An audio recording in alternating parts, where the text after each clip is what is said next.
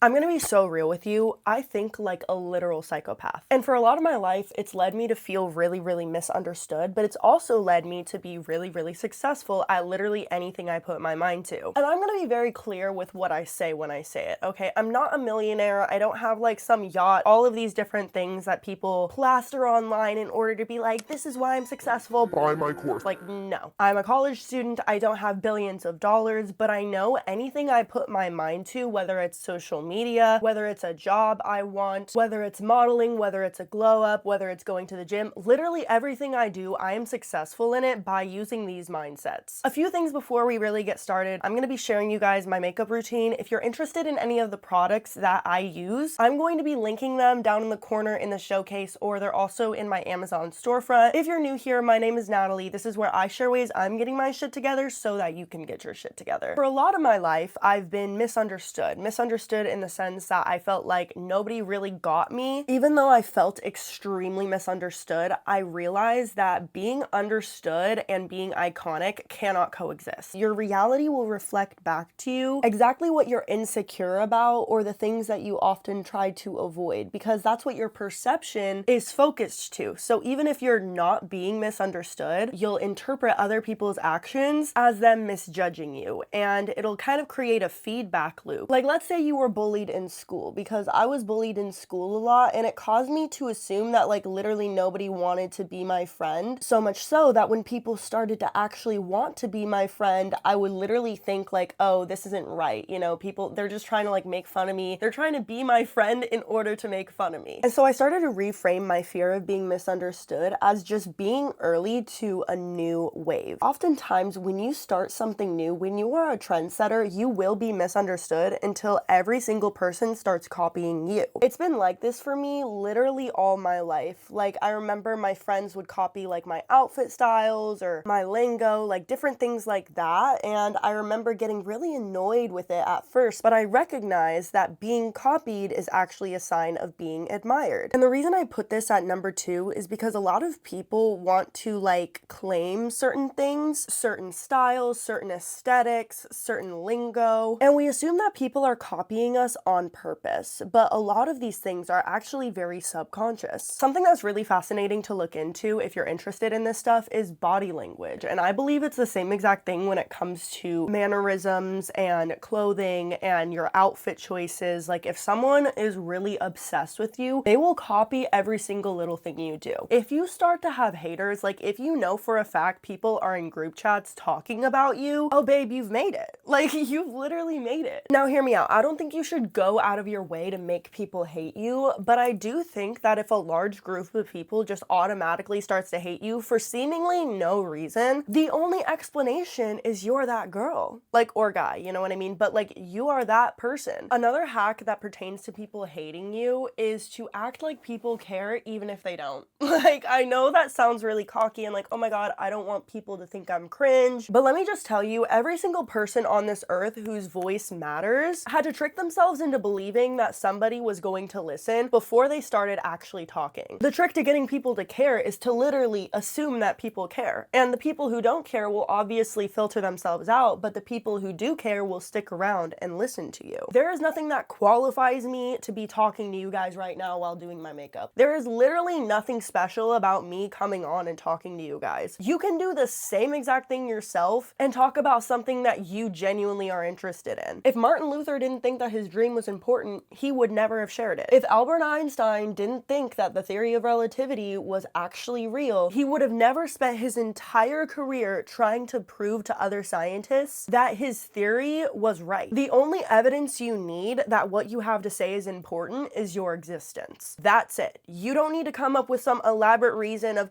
oh, I have this qualification and that qualification. Of course, if you're talking about something generally specific, but just to like talk to people, you don't need any qualification. You exist, so do it and don't feel bad about it. Number 5, I believe I can outwork anyone. Well, Natalie, I'm not smart enough, you know, I can't do all of that. I don't have enough qualifications as this person or that person or this person that I know. Okay, but do you have more drive than them? can you outwork them? Because if you can outwork them, you can outsmart them. People don't have authority over ideas anymore. AI can generate an idea like that. It's not that crazy. To assume that you have to be intelligent in order to be successful is actually crazy in the world of AI. You can be regular. You can be below average and still make money. You just have to work. Even on days when I do nothing, I'm still doing something. And listen, I know that might not be healthy, and yeah, you need to like take time to rest. No, I don't. And that's one thing about doing any type of social media or entrepreneurship that you need to understand, is that when you clock off, you're not really clocking off. This is what I meant by I'm a psychopath, you guys. Like at this point, you're probably like, oh no, babe, like I want the soft life, this, that, and the third. How do you think you're gonna get that soft life, babe? Being able to know that you can outwork the people who are going into your field is huge, because look at your competition. Most people read at a 5th grade reading level. They use ChatGPT to write all of their essays. They have no networking capabilities, no connections. Just look at the world. I'm just saying that if you can outwork the average person, you're gonna be more successful than the average person. Number 6, I try to put myself in as many situations to be rejected as possible because I understand that rejection is redirection. I don't go to something that I know I'm not going to want to do, but if I want to do it, I apply myself. And if I'm rejected, I know that God has a bigger plan for me. But Natalie, I really wanted that job. Like, that was my dream job, and I'm just so sad I didn't do good enough. Listen, babe, do not make conclusions based on limited information. What if they picked that candidate because they wanted to pay them less? Your starting salary was going to be more than they could afford. And even if they didn't pick you because of your lack of qualifications, you can always get more qualified. Never accept a rejection from someone as your ceiling. The rejection that you experience from that job, that person, that opportunity, whatever it is, was never your ceiling. You will have more opportunities. Think in an abundance mindset when it comes to opportunities, and understand that no matter what, rejection is going to redirect you to where you need to be. Don't undervalue yourself just because you're rejected. Go and find where you're accepted. And listen, I know it's hard in the moment. I don't think you should automatically be happy about getting rejected from something. You can feel bad. That is my next mindset shift. I'm allowed to feel however the hell I'm gonna feel. This one is so simple, but it really does help when it comes to getting anything I want in life. Oh my God, well, you just need to be happy in order to get the things you want in life. No, I don't. Okay, I can be angry, I can be sad, I can be going through some of the worst days of my life, but that's not gonna stop me from getting what I know I deserve. There is a balance. Excess negativity can be very detrimental to your growth, but I don't subscribe to this idea that just by me complaining or getting angry or expressing my own emotions that I'm somehow blocking my blessings. If I have to suppress my emotion in order to manifest something in my life, why would God give me that experience in the first place if I wasn't meant to experience all human emotion? That idea is wild to me. No, I'm going to feel however I'm going to feel. I'm going to experience all emotion, and I'm going to release all emotion. And who knows, you might have a revelation from it. Next is so important, you guys. I believe I'm chosen for the life I'm going to live. You see how I phrase that?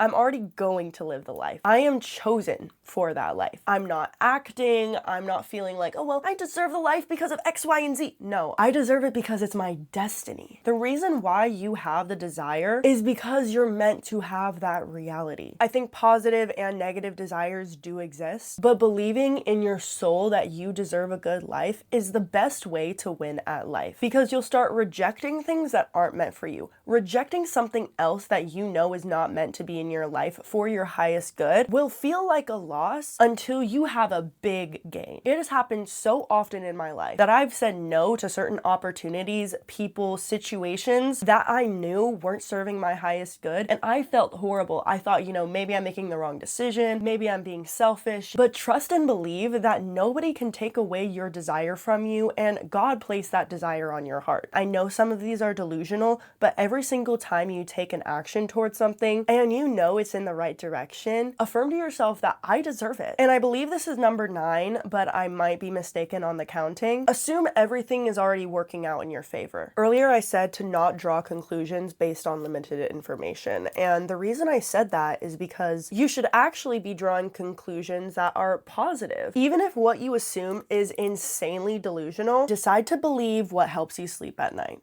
okay? You're not gonna sleep at night if you feel like the reason why everyone's rejecting you is because you're a failure and you're unqualified. Be so insanely self-assured that if you do draw a conclusion based on a rejection or an experience that's negative, it's the one that helps you feel the best. Not because you're telling yourself a lie, but if a lie actually helps you, is it really a lie? If you have no way to prove to yourself that what you're saying is the truth, then what you believe is the truth. In my opinion, it's way better to believe a lie that's positive than to believe a lie that's negative that will cause a negative self-perception of you. That doesn't mean lie to yourself if there's hard evidence that actually it is your fault. You did do something wrong. I believe that you should always learn from your mistakes. But if you never really know, is it really something harmful? Last but not least, I'm not waiting for my dream life, I'm rehearsing for it. Every single thing I do in my day, I am so intentional about the way I live my life. I will look in the mirror and I will envision myself as the 50, 60, 70-year-old version of me, and I will see that version of myself cheering me on. I also do this when I'm dealing with moments of pain as well. So if I'm dealing with something extremely painful, you know, I'm crying on the bathroom floor because I'm going through a breakup. In that moment, I will envision an older version of myself looking over me and giving me wisdom. I've also meditated on past versions of myself, so remembering certain traumatic events I've gone through, all those things. I've remembered versions of myself from the past, and I've gone back and kind of relived that memory in my own mind. And I wouldn't suggest you do this for something that's like extremely traumatic without a therapist, but it's really powerful because you almost send your love to that inner child version of you. Envisioning wisdom that older version of myself is telling me, it's reality hacking. It's literally like you're taking the fabric of the universe and you're ripping it apart, because I see every single step I'm supposed to take in order to get to the life that I want to live. And I know that I'm not pretending, I'm rehearsing. Everything that's happening now is my lore, but once I get to that point, I'm going to talk about this version of me, the version of me that's going through the things that I'm going through right now. I'm going to tell these stories and I'm going to live as if I'm leading up to that future version of myself. Oh my god, I sound insane. I told you guys this video was going to be insane. Like from the beginning, I was like, I'm literally a psychopath in the way I think about things, but this has helped me. It's genuinely helped me because every single time I get in my head of like,